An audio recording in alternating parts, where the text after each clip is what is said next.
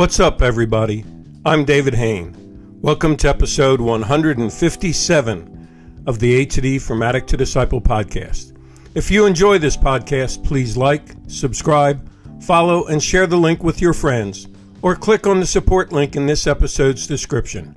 Your donation of any amount could change a life. If you'd like to get our curriculum, you can get the paperback or ebook of From Ashes to Destiny on Amazon. When we come back, we'll get into this episode entitled Poor Richard's Almanack.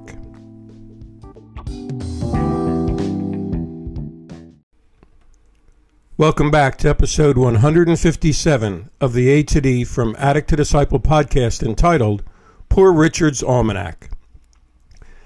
And let me start by saying, if you're looking at my spelling, there's two ways that were acceptable of spelling almanac. One had a K at the end and one didn't. I'm choosing to use the K at the end.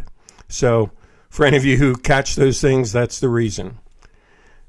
So anyway, at age 27, Benjamin Franklin began publishing Poor Richard's Almanack under the pseudonym Richard Saunders. The first edition was in the year 1733. And it continued with a new edition published annually for the next 26 years. The almanac became widely successful. At the height of its popularity, Poor Richard's Almanack sold 10,000 copies a year, making it the best seller in colonial America. And Poor Richard's Almanack consisted of just a hodgepodge of facts, weather forecasts, household hints, puzzles, historical tidbits, poems, and assorted amusements. However, what made the almanac well known were the witty proverbs and maxims that Benjamin Franklin put in seemingly as fillers, just scattered throughout the almanac.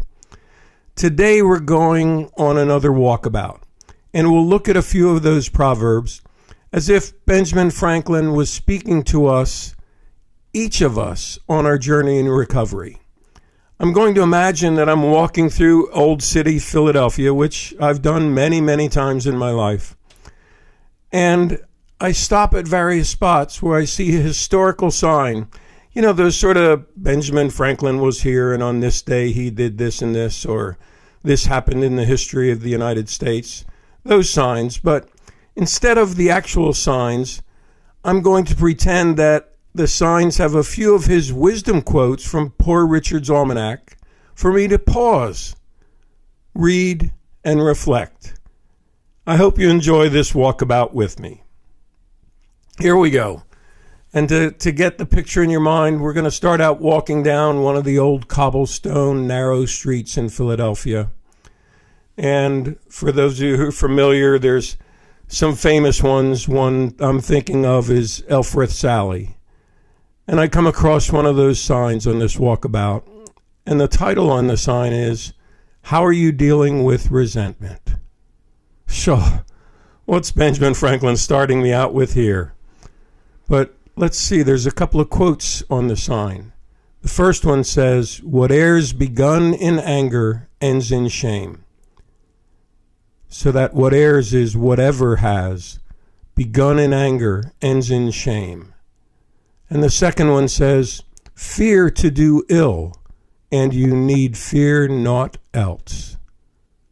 If I bring it up to current language, fear to do wrong, fear to do ill, and you don't need to fear anything else. Wow. So I see right at the beginning, Ben Franklin's sort of hitting me right between the eyes here. How do I handle resentment? Do I allow my anger to get the best of me? And he's reminding me, whatever I begin in anger ends up in shame, because I just let the anger emotion take over the impulsive actions in me.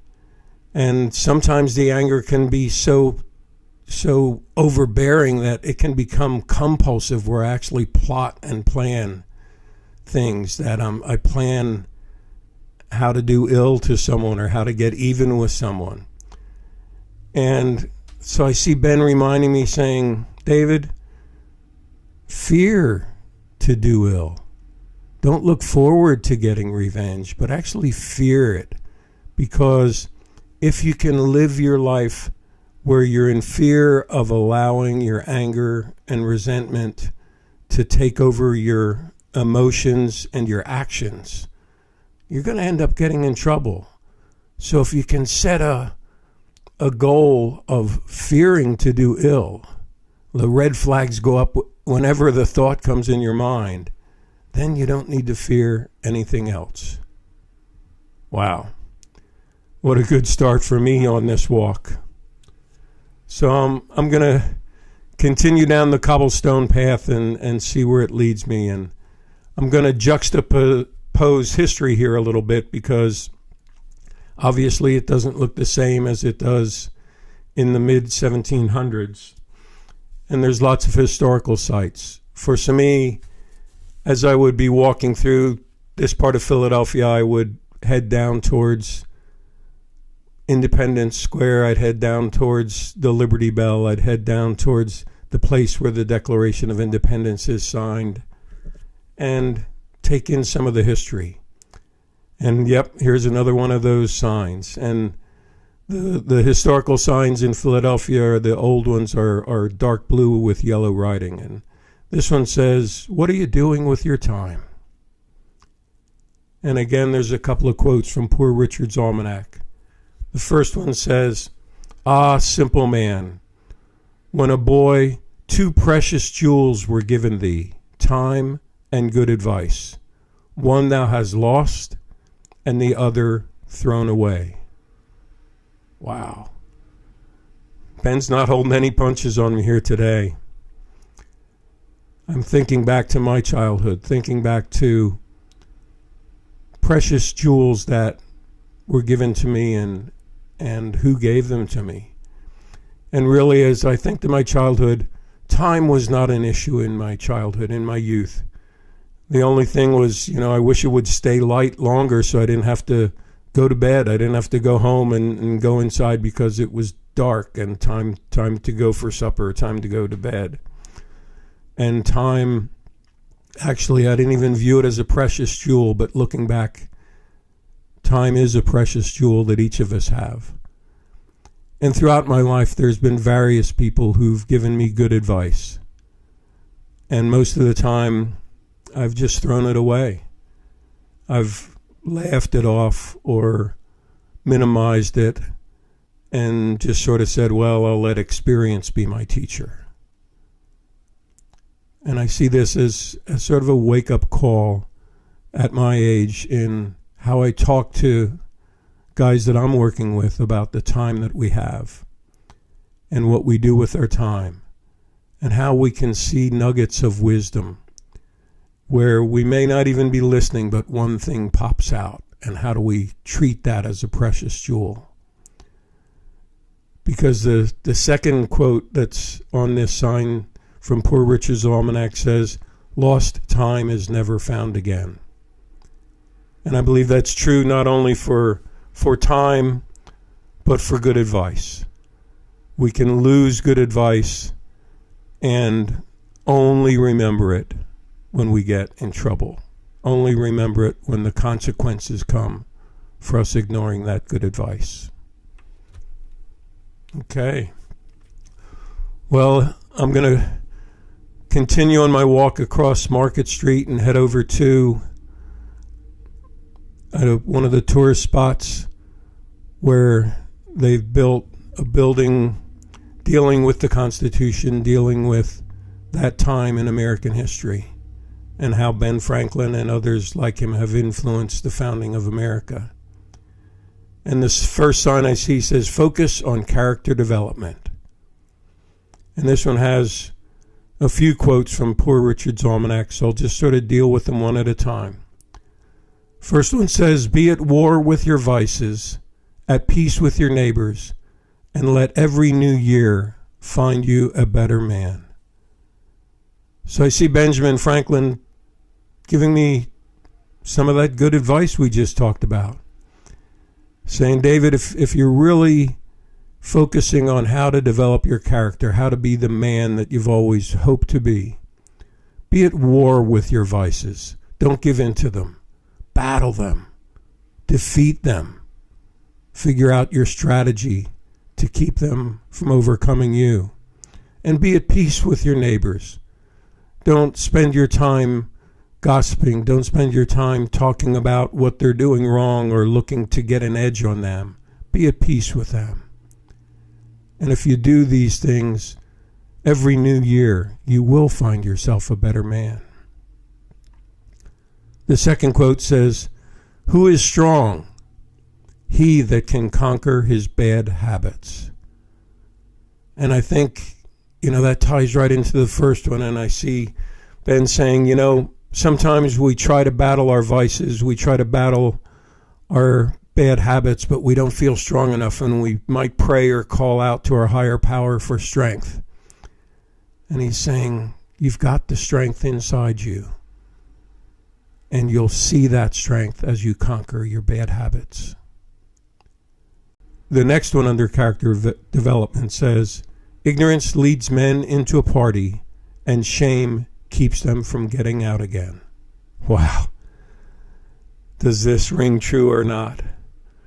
Sometimes we just blindly and ignorantly or naively head into the party, just impulsively because friends are going in or it sounds like fun, or we just feel we need to get out and party. And then we get in there and start thinking, what in the world am I doing here? But the shame of what we've already done in that party keeps us from getting out of the party.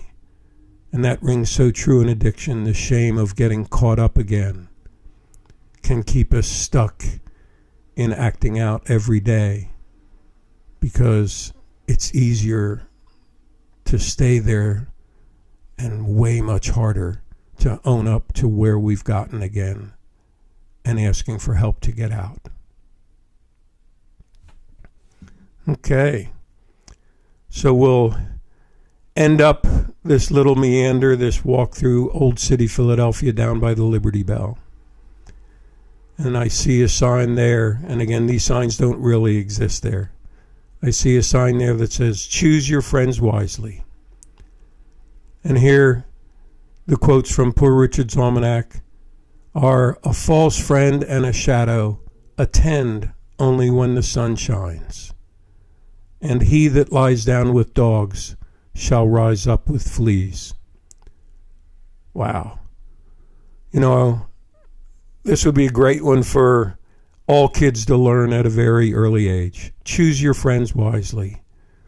Because I like the way Ben Franklin said it, a false friend and a shadow are only around when the sun's shining. As soon as it's cloudy, as soon as it's a dark day, as soon as the things get tough, you can't see your shadow on a dark, cloudy day. And our false friends disappear when we need them most on those dark and cloudy days. And so he reminds us, choose your friends wisely.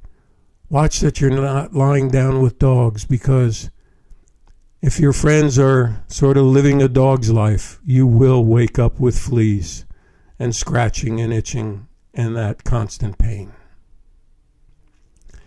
And I'd like to close this walkabout today with just one more quote under Choose Your Friends Wisely. And this is also from Poor Richard's Almanack. Ben Franklin said, "Fish and visitors stink in 3 days." And I just love the humor in that.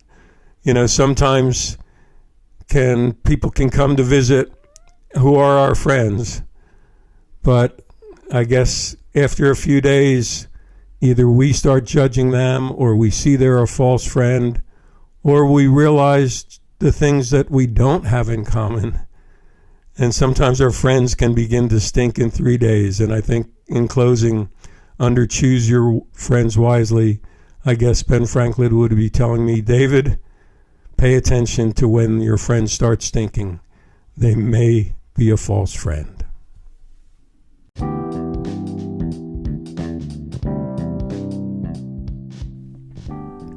Thanks for listening to this episode of the A to D From Addict to Disciple podcast.